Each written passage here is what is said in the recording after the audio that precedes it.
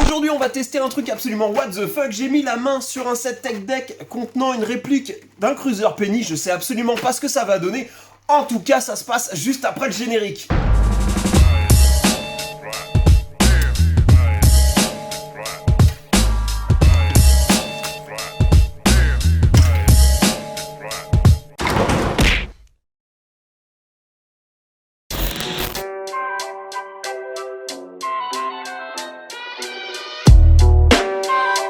Si vous êtes un habitué de la chaîne, vous le savez certainement, je ne recommande pas particulièrement Tech Deck pour la pratique du finger skate, mais attention, je ne dénigre absolument pas la marque qui m'a fait découvrir le hobby, à moi et un tas d'autres, il y a déjà plus de 20 ans.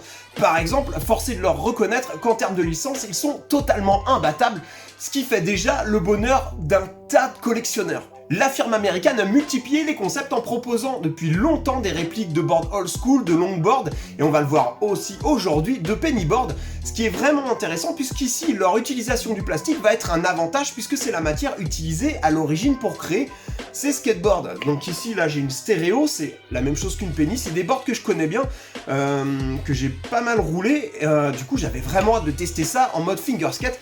Et Tech Deck aujourd'hui sont les seuls à pouvoir proposer ce type de produit. Dans tous les cas, c'est vraiment intéressant, c'est un projet qui contenait énormément de contraintes techniques, il fallait de gros moyens pour y parvenir, chose dont Tech Deck ne manque pas, donc voilà. Allez, c'est parti, on va regarder ça de plus près.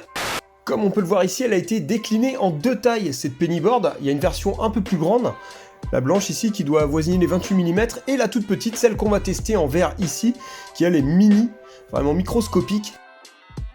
C'est un produit assez rare, je suis tombé dessus complètement par hasard en fait, et j'ai été voir un peu les prix après, vous le voyez ici, donc là on est sur du 57 € plus frais de port, 83 €, etc. Donc voilà, c'est assez difficile à trouver apparemment. C'est un set qui a l'air très intéressant parce qu'il contient pas mal de choses originales. Donc la thématique est plutôt cruiser, comme on peut le voir ici. On a un cruiser World Industry, c'est vraiment très beau, avec un grip en mousse. Tiens, c'est original ça, un grip en mousse. La longboard. Ah, classique par contre là. Et enfin, la penny. Qui est vraiment magnifique. Alors comme je le disais au début de cette vidéo, il y avait un cahier des charges assez compliqué. Déjà, bon, l'achat de licence pennyboard, donc là c'est une board officielle, avec tous les détails qui vont bien. C'est extrêmement détaillé, comme on peut le voir là. C'est du thermomoulage, ça demande voilà, de gros moyens pour produire ce type de série là. Et qui dit mini-board, parce que vous voyez, hein, c'est vraiment minuscule, dit mini-truck. Et là, encore une fois, ça devient intéressant parce que bah voilà, faut produire ce type, faut produire, penser et produire ce type de truck pour aller jusqu'au bout de la démarche. Et les roues, celles-ci ont l'air vraiment intéressantes, ça se rapproche d'une matière un peu gomme. Ça va être très agréable à rouler, par contre ça va accrocher, donc pour sortir des tricks ça va être un peu plus compliqué selon la surface, mais voilà, ça accroche plus, donc ça risque d'être plus compliqué. Il va falloir que je fasse des modifications en tout cas pour la rouler et tenter, je dis bien tenter de faire des tricks avec, parce que là ça va être un peu un défi je crois. Allez, je vais monter ça en accéléré et on va regarder de plus près ce que ça donne.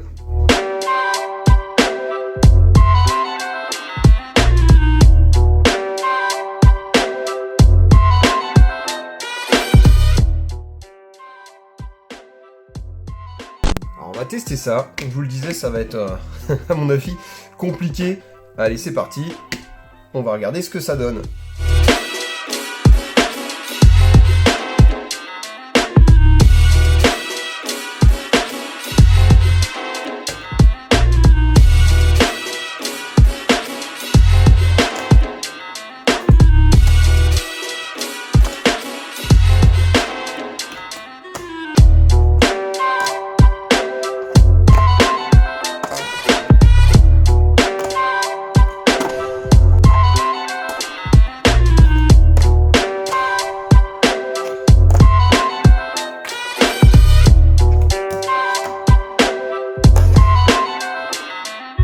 Bon, clairement, ça a été un défi. J'ai dû faire pas mal d'aménagements, on va dire, pour rendre la session possible. Notamment, j'ai dû commencer par graisser la tige des trucks parce que le caoutchouc des roues accrochait trop au truck et du coup, c'était absolument pas roulant. C'était vraiment très désagréable. Et deuxièmement, à mon grand regret, j'ai dû gripper la board. J'aurais voulu jouer le jeu jusqu'au bout, mais là, c'était vraiment un cauchemar. On pouvait pas sortir des tricks proprement. Donc j'ai posé un peu de tape dessus. Et à partir de là, surprise, la board est venue relativement praticable. Alors, il y a quand même pas mal de difficultés. Quand je vous disais que c'était minuscule, là j'ai 15 ici, donc une board de 34 mm à peu près. Contre la Penny, voilà, c'est vraiment très tricky, on va dire. En résumé, ce n'est bien sûr pas la board du siècle, on va pas se mentir. Par contre, c'est vraiment un superbe objet, donc à avoir dans une collection, c'est vraiment intéressant. Et en plus, à utiliser à l'occasion dans un edit, ça peut être sympa, même si ça relève plus du défi qu'autre chose.